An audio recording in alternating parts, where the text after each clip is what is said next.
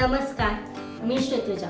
तुमचं सगळ्यांचं आपलं स्वाद संस्कृतीमध्ये मनापासून स्वागत करते. तर आता आपण बघणार आहोत तिळाची वडी. ते सुद्धा आता संक्रांत जवळ येते, त्यामुळे सगळ्यांना सगळ्यात आधी संक्रांतीच्या खूप खूप शुभेच्छा.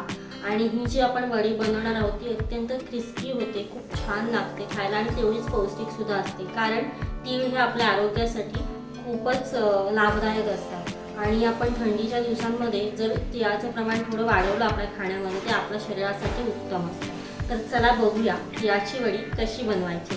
सगळ्यात आधी आपण आता तीळ भाजून घेणार आहोत. आता तीळ म्हणजे भाजली गेली हे कसं समजायचं, तर ही थोडीशी भाजताना तीळ उडते आणि त्याचा तडतड असा आवाज होतो. तर त्यावेळेस आपल्याला समजतं की तीळ व्यवस्थित भाजली गेली.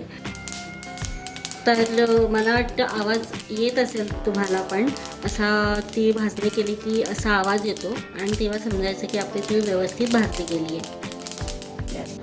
आता आपण तीळ भाजून घेतलेली आहे, ती थंड होईपर्यंत इथे 1 वाटी साखर आपण पाक करून घेणार आहोत. त्या साखरेचा पूर्णपणे साखर वितळेपर्यंत ती आपण अशा पद्धतीने ढवळत आहोत.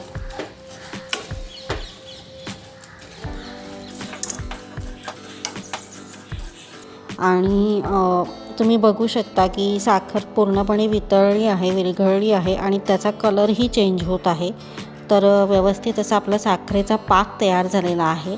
आणि आता आपण गॅस बंद करूया आणि त्याच्यामध्ये 1 वाटी तीळ, म्हणजे जेवढी आपण साखर घेतली तेवढ्याच प्रमाणात भाजलेले तीळ घ्यायचे आहेत आणि ते आता आपण याच्यामध्ये मिक्स करतो आहे. अगदी म्हणजे थोडंसं तुम्हाला ही फास्ट प्रोसेस करावी लागते, कारण की एकदा ती साखर थंड होत गेली की ती एकदम घट्ट होत जाते. आणि आता इथे पोलपाट आणि लाटण्याला मस्तपैकी आपण तूप लावून घेतो आहे, जेणेकरून लाटताना चिकटू नये वड्या. सो आता इथे आपण हे जे मिश्रण आहे तिळाचं आणि साखरेच्या पाकाचं मिश्रण आपण पोलपाटवरती व्यवस्थित थापून घेऊया आणि लाटण्याने हलक्या हाताने आपण ते पोळीप्रमाणे लाटणार आहोत. एकदम जाड नाही आणि एकदमही पातळ नाही, म्हणजे त्या वड्या एकदम अशा कुडकुडीत होतात.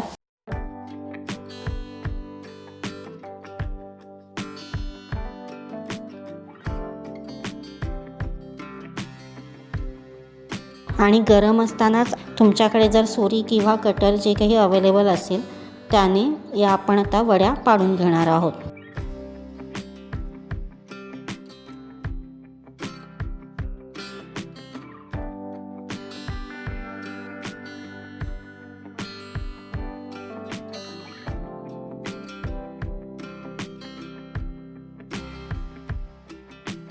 तर आपला वड्या अशा पद्धतीने छान तयार झालेल्या आहेत. तुम्ही बघू शकता एकदम कुडकुडीत अशा वड्या आपल्या खाण्यासाठी तयार आहेत.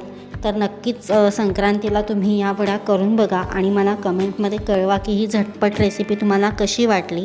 आणि कमेंट करायला विसरू नका. चॅनल सबस्क्राईब करा आणि लाईक करा आणि वेळोवेळी नोटिफिकेशन्स मिळवण्यासाठी बेल आयकॉनसुद्धा क्लिक करा.